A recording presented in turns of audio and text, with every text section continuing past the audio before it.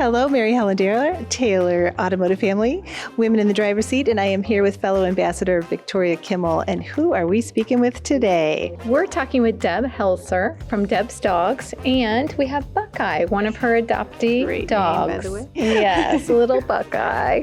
And we're very thrilled to have Deb here for Women in the Driver's Seat in Lima. Awesome. Let's go inside. Let's go.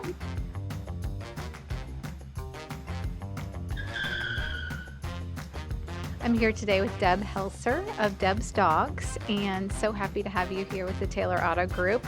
And today we want to learn a little bit about you as a woman in the driver's seat within our community here in Lima. Tell us a bit about the journey that led you to founding and leading a nonprofit. Okay, so it started a long time ago. Actually, Deb's Dogs, I started in 2007. I got the 501 status in 2008, but before that I did a couple other rescues. I'm very passionate about rescuing and helping animals. Our mission statement is the stray, injured, sick animals in Allen County. I rescued my first dog when I was 10. Wow.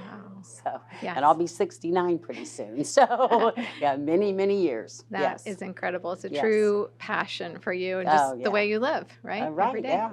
What are the few of the most challenging and rewarding aspects of what you do? The challenging would be making everything balance.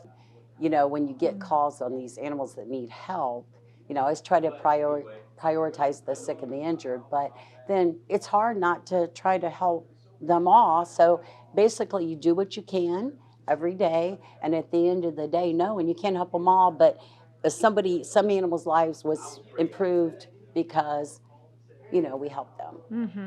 But it's hard, it's tough because, you know, these poor animals out there, we're their voice. They have, you know, nobody to speak for them but us. And it's hard. I get my heart broke quite regularly. I can only imagine. But, you know, if everybody had that perspective of just help one person or one animal. And that's the way I look at it too. Not just an animal rescue, but do one nice thing for somebody every day. If it's only holding the door open at the post office or, you know, whatever, it's like that one thing that you do in a positive way for somebody makes their day better. And sometimes maybe that's the only positive input they have on their day. Mm-hmm. So I firmly believe that everybody can give something to help somebody. I love that.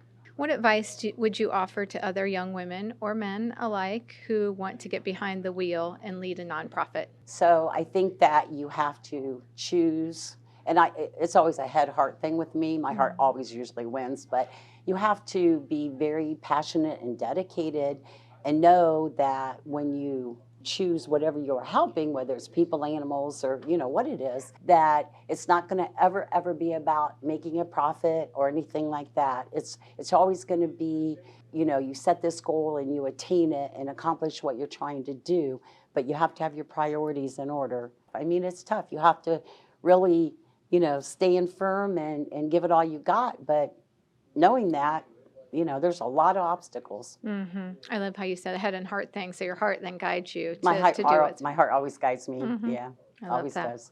Very wise. What are a couple of recent accomplishments that you're most proud of? I firmly believe that animals speak to you, and lots of times with their eyes. They don't make a sound, but so when I look in their eyes and I know that their life is going to be better because an effort was made to help them, that is huge for me, huge. And they, you know, they ask for so little. All they want is love and some care. They don't care what kind of dog food they you know, I look at this, intentional harm to any human being or an animal is totally unacceptable. There's no excuse. Intentional harm, accidents happen. So I think accomplishment-wise, just being able to get up every day and go forward. You can't stand still. You can't go backwards. You just go forward and give it your best. Mm-hmm. Absolutely. I love that. See the love in their eyes and the appreciation. It's very rewarding. In what ways does your organization need additional community support?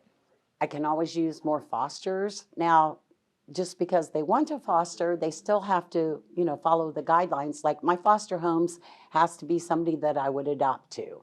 I'm pretty strict on that because if we can't give them better than they had, why are we doing what we're doing? So, foster homes, certainly financial help. We're all 100% volunteer. Everything goes to the animals. That's a lot of stress for me because I am ultimately responsible and I take it very seriously. So any kind of donations, like people will call, do you want a bag of towels or a blanket?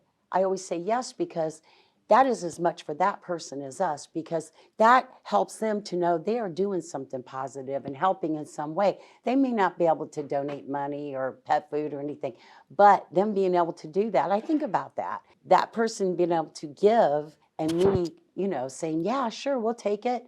It doesn't matter what it is, it's the thought behind. And I think that is really important. I love that. I I do just too. love that. You have a Yeah. huge heart. I do. You not I only love people too, you guys. I you're do. not even not only care about who you're No, giving I was to, but who you're adopted when I was receiving 10. from. I lived in the children's home, you guys. So, yeah, So you completely understand what completely. these animals are going through. Yeah. What is one piece of advice you could give to women who dare to get behind the wheel of a nonprofit organization like yours? Well, like I said kind of before, just choose your passion. Make sure that, you can accomplish, because it's hard when you try so hard and it doesn't happen. But also baby steps. You don't have to look at the whole picture. Like with me, I can't look at that we have 100 cats. I have to look at that we're going to take 5 to the vet and get vaccinated, or we're going to rescue another one. You can't look at the whole picture because it is very overwhelming, and it probably can be very depressing. I'm not a depressed sort of person, but it could be that way. So choose your passion, give it all you got. Make sure it's a manageable one, And then, like I said, look at the effects. Look at the positive effects you're having. I love that. Words of wisdom for sure. And Deb, thank you for all you're doing in our community in the Allen County Thank you. area. I appreciate it. You guys are great here. I enjoy coming here, and thank you. Welcome anytime. So thank you so much. Thank you, Deb, for sharing your story about finding forever homes for our furry friends like Brutus. And thank you, Victoria, for finding us another amazing leading lady in Lima. Let's head on down the road to the next women in the driver's seat. Let's go.